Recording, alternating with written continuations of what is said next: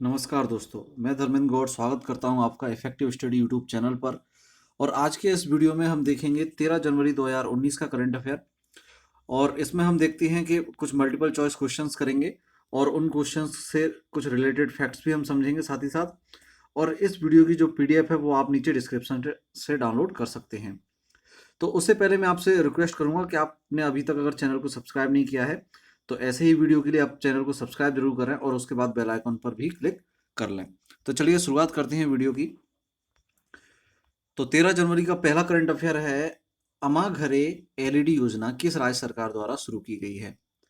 तो अमा घरे एलईडी योजना जो है वो शुरू की गई है उड़ीसा सरकार द्वारा।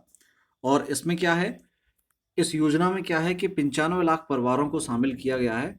और उन 95 लाख परिवारों में से प्रत्येक परिवार को जो है वो 4 एलईडी बल्ब दिए जाएंगे 9 वाट के। और इस योजना की शुरुआत की है वहाँ के सीएम नवीन पटनायक जी ने उसका उद्घाटन किया है।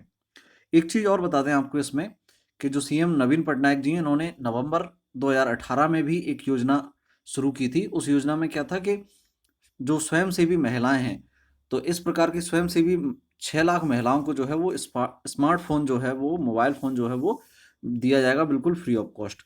तो ये सारी बातें जो है आपको याद रखनी है, ठीक है ना। तो अमा घरे एलईडी योजना किस राज्य की हो गई? ये हो गई उड़ीसा सरकार द्वारा शुरू की गई है। ओके, चलिए नेक्स्ट देखते हैं, राष्ट्रीय युवा दिवस कब मनाया जाता है। तो राष्ट्रीय युवा दिवस जो है वो प्रतिवर्ष 12 जनवरी को मनाया जाता है। कब मनाया जाता है? 12 जनवरी को, ठीक है ना, डेट याद रखिएगा। और इसमें दो चीज़ें और याद रखिए, एक तो जो है राष्ट्रीय युवा दिवस वो है स्वामी विवेकानंद के जन्म दिवस के उपलक्ष्य में मनाया जाता है। किसके? स्वामी विवेकानंद जी के जन्म दिवस के उपलक्ष्य में मनाया जाता है। और इसकी शुरुआत कब से हुई थी? इसकी शुरुआत हुई थी 1984 में। देखिए, संयुक्त राष्ट्र ने वर्ष 1984 को जो है वो युवा दिवस के रूप में घोषित किया था, ठीक है ना, युवा वर्ष के रूप में घोषित किया था। तो भारत सरकार ने इसी उपलक्ष्य में 12 जनवरी 1984 से राष्ट्रीय युवा दिवस की शुरुआत की है। चलिए देखते हैं नेक्स्ट न्यूज़ क्या है। विश्व एयरलाइन रेटिंग चार्ट में सबसे ऊपर रैंकिंग किस एयरलाइन की है? तो जो वर्ल्ड एयरलाइन रेटिंग जो है दी जाती है, एक वेबसाइट है airlineratings.com, इसके द्वारा जो है ये रेटिंग दी जाती है। और इस रेटिंग में क्या है, 1 से लेकर 7 तक की जो है वो आधार पर 1 से लेकर 7 तक की रेटिंग दी जाती है। तो जेट एयरवेज को जो है वो 7 आउट ऑफ 7, ठीक है ना, 7 में से 7 जो है वो जेट एयरवेज को जो है वो रैंकिंग दी गई है। तो आंसर क्या बनेगा? जेट एयरवेज, ठीक है। तो ये याद रखिएगा। तो आंसर क्या रहेगा इसमें? Jet Airways. इसके अलावा जो है वो सेकंड पोजीशन ली है एयर इंडिया ने। तो ये दोनों ही आप ध्यान रखिएगा। एक बात और बता दें कि इंडिगो जो है वो भारत की सबसे बड़ी एयरलाइन है एज अ पैसेंजर। सबसे ज़्यादा पैसेंजर जो है वो इंडिगो से ट्रेवल करती हैं। और सेकंड नंबर पे जो है वो जेट एयरवेज से ट्रेवल करते हैं, ठीक है ना। तो ये दोनों बातें भी आप याद रखिएगा। और विस्तारा को जो है वो इस रैंकिंग में शामिल नहीं किया गया था। चलिए देखते हैं नेक्स्ट। राष्ट्रीय मानवाधिकार आयोग एनएचआरसी के महासचिव नियुक्त किए गए हैं। राष्ट्रीय मानवाधिकार आयोग NHRC, national human resource committee के महासचिव कौन नियुक्त किए गए हैं? तो आंसर रहेगा ये जयदीप गोविंद जी को जो है इसका महासचिव नियुक्त किया गया है। और अगर अध्यक्ष की बात करें, एनएचआरसी के अध्यक्ष कौन है? तो अध्यक्ष हैं एचएल दत्तू, ठीक है ना। अगर अध्यक्ष पूछा जाता तो आंसर बनता एचएल दत्तू, लेकिन फिलहाल जो है महासचिव पूछे गए हैं तो आंसर क्या बनेगा? Jaydeep Govind is the right answer. चलिए देखते हैं नेक्स्ट।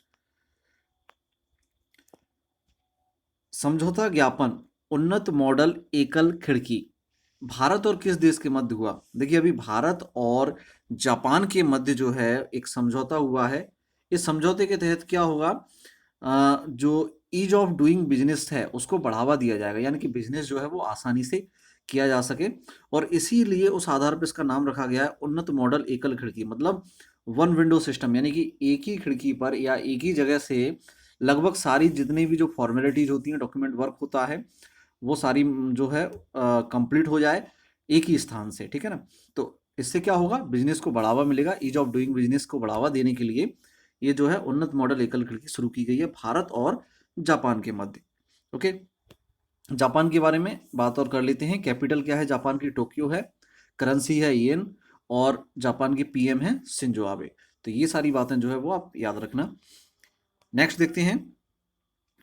अगली न्यूज है, राष्ट्रपति रामनाथ कोविंद जी द्वारा किस देश के सेना प्रमुख को भारतीय सेना के जनरल रैंक के मानद पद से सम्मानित किया गया है? यानी कि ऐसा कौन सा देश ऐसा कौन सा देश है जिसके सेना प्रमुख को एक मानद उपाधि दी गई है? कौन सी? भारतीय सेना के जनरल रैंक की मानद उपाधि से सम्मानित किया गया है किस देश के सेना प्रमुख को? ये आपसे पूछा गया है, ठीक है ना। तो किस देश के? तो आंसर रहेगा नेपाल के, ठीक है ना। नेपाल देश के सेना प्रमुख हैं पूर्णचंद्र थापा, नाम याद रखना, पूर्णचंद्र थापा जी जो है नेपाल के सेना प्रमुख हैं। इनको जो है भारतीय सेना के जनरल रैंक की मानद उपाधि दी गई है, किसके द्वारा? राष्ट्रपति रामनाथ कोविंद जी के द्वारा। ऐसा क्यों किया गया है? तो ये चीज ध्यान रखना, ऐसा इसलिए किया गया है ताकि दोनों देशों के जो संबंध हैं उनको बढ़ावा दिया जा सके, ठीक है ना। नेपाल और भारत के जो संबंध हैं, जिस तरह से अच्छे संबंध हैं, उनको और प्रोग्रेस पर ले जाया जा सके, इसलिए ऐसा किया गया है। और ये जो पूर्णचंद थापा जी हैं, ये नेपाल के सेना प्रमुख बने हैं सितंबर 2018 से। चलिए, तो ये बातें इसमें आप याद रखिएगा।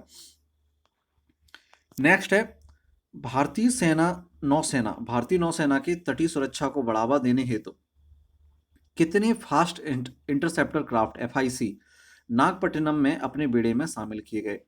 देखिए, पहले तो ये समझ लीजिए एफआईसी क्या होता है। देखिए, फास्ट इंटरसेप्टर क्राफ्ट एक प्रकार की बोट है, ठीक है ना। ये जो है वो काफ़ी तेज़ी से जो है वो समुद्र में ट्रेवल कर सकती है। और ये जो है शामिल की गई थी भारतीय नौसेना में सबसे पहले जब 26/11 का हमला हुआ था, तो तटीय सुरक्षा को बढ़ावा देने के लिए ये जो है एफआईसी शामिल की गई थी, ठीक है ना। तो पहले ही काफ़ी एफआईसी जो है वो भारतीय नौसेना में शामिल किए गए हैं। इससे पहले नवंबर में 4 शामिल हुए थे, और अभी वर्तमान में जो है जनवरी की अगर बात करें तो 2 एफआईसी जो है वो शामिल किए गए हैं, ठीक है ना। तो ये दोनों एफआईसी जो है वो नागपट्टिनम ने अपने बेड़े में जोड़े हैं। अब ये नागपट्टिनम क्या है? ये तमिलनाडु का एक जिला है, समुद्री किनारा है, ठीक है ना, समुद्री किनारे पर है। तो वहां पर जो है नौसेना ने एफआईसी जो है शामिल किए गए हैं, कितने? 2। अगला देखें, 3 दिवसीय बंगाल फिश फेस्ट 2019 का उद्घाटन किस शहर में हुआ? तो देखिए, बंगाल फिश फेस्ट जो है मछली उत्पादन के लिए ये जो है मनाया जाता है, और पश्चिम बंगाल के मत्स्य विभाग ने इसका जो है वो उद्घाटन किया है। 11 जनवरी से इसकी शुरुआत हुई है। और ये कहाँ, किस शहर में हुआ है उद्घाटन? तो आंसर रहेगा कोलकाता, ठीक है ना। कोलकाता शहर में जो है इसका उद्घाटन किया गया है। तो बंगाल फिश फेस्ट 2019 कितने दिन का? 3 दिन का, और बंगाल के मत्स्य विभाग द्वारा ये किया गया है। चलिए देखते हैं नेक्स्ट करंट अफेयर। 10 जनवरी 2019 को व्यापार विकास और संवर्धन परिषद सीटीडीपी की चौथी बैठक कहाँ हुई? किसकी? व्यापार विकास और संवर्धन परिषद की, ठीक है ना। ये एक्चुअल में क्या है कि व्यापार को जो है वो बढ़ावा देने के लिए हुआ था, और भारत का जो निर्यात है विदेशों में, उसको बढ़ाने के लिए, उसको प्रोत्साहित करने के लिए, और उससे रिलेटेड जो जितनी भी परियोजनाएं हैं या उससे रिलेटेड चीज़ों पर ध्यान देने के लिए ये बैठक हुई थी। और इस बैठक की अध्यक्षता की थी हमारे केंद्रीय मंत्री सुरेश प्रभु ने, और ये बैठक हुई थी नई दिल्ली में, ठीक है ना। तो आंसर क्या रहेगा? न्यू दिल्ली। और इसकी जो अध्यक्षता है वो सुरेश प्रभु जी ने की थी, जो कि केंद्रीय वाणिज्य और उद्योग मंत्री हैं, साथ ही साथ नागरिक उड्डयन मंत्री भी हैं, ठीक है ना। 2 मंत्रालय हैं, केंद्रीय वाणिज्य और उद्योग मंत्रालय और नागरिक उड्डयन मंत्रालय जो है वो सुरेश प्रभु जी के पास है। उन्होंने ही इसकी अध्यक्षता की थी। तो आंसर क्या रहेगा इसमें? कहाँ हुई थी चौथी बैठक? नई दिल्ली में। चलिए देखते हैं नेक्स्ट।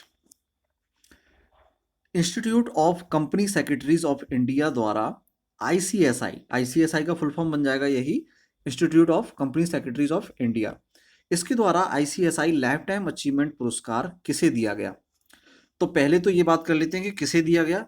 तो आंसर रहेगा आदि गोदरेज, इनको दिया गया है। आदि गोदरेज जो है वो गोदरेज ग्रुप के जो है चेयरपर्सन है। और क्यों दिया जाता है ये आईसीएसआई लाइफ टाइम अचीवमेंट पुरस्कार? ये जो है कॉर्पोरेट गवर्नेंस में एक्सीलेंसी के लिए दिया जाता है, एक अच्छे मैनेजमेंट के लिए दिया जाता है। किसके लिए? कॉर्पोरेट गवर्नेंस में एक्सीलेंसी के लिए, ठीक है। तो किसको दिया गया है ये आईसीएसआई लाइफ टाइम अचीवमेंट पुरस्कार इस वर्ष का? वो दिया गया है आदि गोदरेज को, ठीक है ना। तो ये थे आज के करंट अफेयर। अब आज का वीडियो अगर आपने ध्यान से देखा है तो नीचे कमेंट में इसका जवाब मुझे आप दें। क्वेश्चन है केंद्रीय मानवाधिकार आयोग एनएचआरसी के वर्तमान अध्यक्ष कौन है। आज की वीडियो में हमने महासचिव की चर्चा की थी कि एनएचआरसी के महासचिव कौन है, लेकिन अभी आपको कमेंट में बताना है, मुझे इस क्वेश्चन का आंसर देना है कि वर्तमान अध्यक्ष कौन है एनएचआरसी के। ठीक है ना, तो ये रहेगा सवाल आज का। और कल का जो सवाल था उसका आंसर देख लेते हैं। कल का जो सवाल था वो था मानव अंतरिक्ष उड़ान केंद्र की अध्यक्षता कौन करेगा। तो आंसर क्या रहेगा इसका, उन्नी कृष्णन नायर। जो मानव अंतरिक्ष उड़ान केंद्र है जो बेंगलुरु में खोला जाएगा, तो उसकी अध्यक्षता कौन करेगा, उन्नी कृष्णन नायर जी। और आर हट्टन, इनके बारे में भी हमने पढ़ा था। ये क्या है, गगनयान परियोजना जो है, गगनयान परियोजना, गगन परियोजना नहीं है यहाँ पर, गगनयान परियोजना है, करेक्ट कर लेना। उसकी अध्यक्षता करेंगे ये, ठीक है ना, उसका नेतृत्व करेंगे। और वीरेंद्र प्रसाद वैसे ये IWF के यानी कि भारतीय भारोत्तोलन फेडरेशन की जो है अध्यक्ष हैं। तो इतनी सारी बातें जो है वो आप इस वीडियो में याद रखिएगा। और बाकी जो है वीडियो को अगर आपको पसंद आया तो प्लीज़ वीडियो को लाइक जरूर करें, दोस्तों के साथ जितना हो सके उतना शेयर करें, और चैनल को सब्सक्राइब अगर अभी तक नहीं किया है तो प्लीज़ सब्सक्राइब करके बेल आइकन को क्लिक कर लें, ताकि ऐसे ही वीडियो आपको रोज़ सुबह आपको जो है मिल जाएं और आपका जो है एग्ज़ाम की प्रिपरेशन अच्छे से हो पाए। तो इसी प्रकार हम नेक्स्ट वीडियो में मिलेंगे, तब तक के लिए थैंक यू, गुड बाय।